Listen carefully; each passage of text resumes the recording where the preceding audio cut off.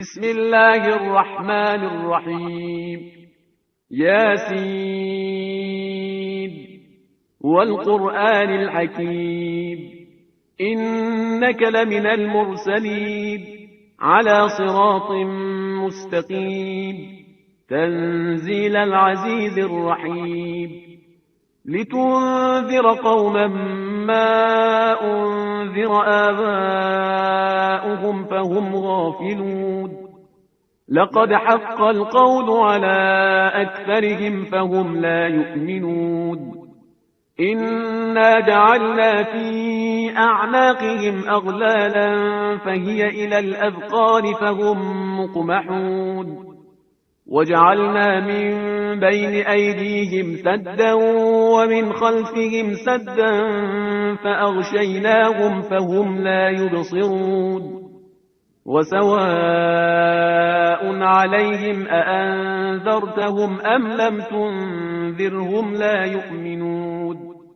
إنما تنذر من اتبع الذكر وخشي الرحمن بالغيب فبشره بمغفرة وأجر كريم إنا نحن نحيي الموتى ونكتب ما قدموا وآثارهم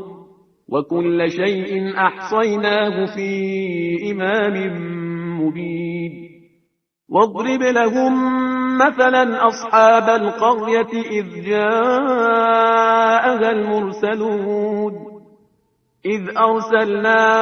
إليهم اثنين فكذبوهما فعززنا بثالث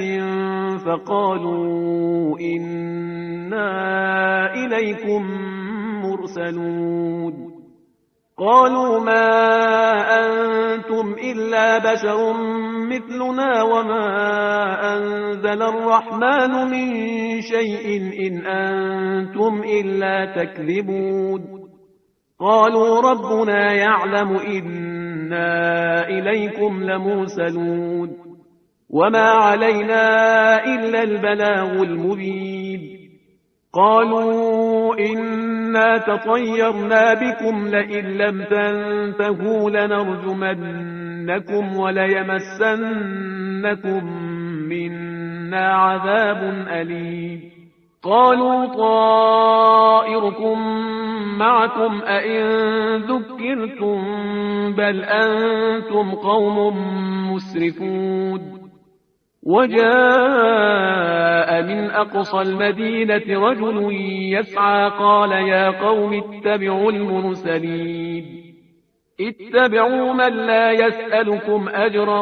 وهم مهتدون وما لي لا أعبد الذي فطرني وإليه ترجعون أأتخذ من دونه آلهة إن يردني الرحمن بضر لا تغن عني شفاعتهم شيئا ولا ينقذون إني إذا لفي ضلال مبين إني آمنت بربكم فاسمعون قيل ادخل الجنة قال يا ليت قومي يعلمون بما غفر لي ربي وجعلني من المكرمين وما أنزلنا على قومه من بعده من جند من السماء وما كنا منزلين إن كانت إلا صيحة واحدة فإذا هم خامدون يا حسرة على العباد ما يأتيهم من رسول إلا كانوا به يستهزئون ألم يروا كم أهلكنا قبلهم من القرون أنهم إليهم لا يرجعون وإن كل لما جميع لدينا محضرون وآية لهم الأرض الميتة أحييناها وأخرجنا منها حبا فمنه يأكلون وجعلنا فيها جنات من نخيل وأعناب وفجرنا فيها من العيون ليأكلوا من ثمره وما عملته أيديهم أفلا يشكرون سبحان الذي خلق الأزواج كلها مما تنبت الأرض ومن أنفسهم ومما لا يعلمون وآية لهم الليل نسلخ منه النهار فإذا هم مظلمون والشمس تجري لمستقر لها ذلك تقدير العزيز العليم والقمر قدرناه منازل حتى عاد كالعرجون القديم لا الشمس ينبغي لها أن تدرك القمر ولا الليل سابق النهار وكل في فلك يسبحون وآية لهم أنا حملنا ذريتهم في الفلك المشحون وخلقنا لهم من مثله ما يركبون وإن نشأ نغرقهم فلا صريخ لهم ولا هم ينقذون إلا رحمة منا ومتاعا إلى حين وإذا قيل لهم اتقوا ما بين أيديكم وما خلفكم لعلكم ترحمون وما تأتيهم من آية من آيات ربهم إلا كانوا عنها معرضين وإذا قيل لهم أنفقوا مما رزقكم الله قال الذين كفروا للذين آمنوا أنطعم من لو يشاء الله أطعمه قال الذين كفروا للذين آمنوا أنطعم من لو يشاء الله أطعمه إن أنتم إلا في ضلال مبين ويقولون متى هذا الوعد إن كنتم صادقين ما ينظرون إلا صيحة واحدة تأخذهم وهم يخصمون فلا يستطيعون توصية ولا إلى أهلهم يرجعون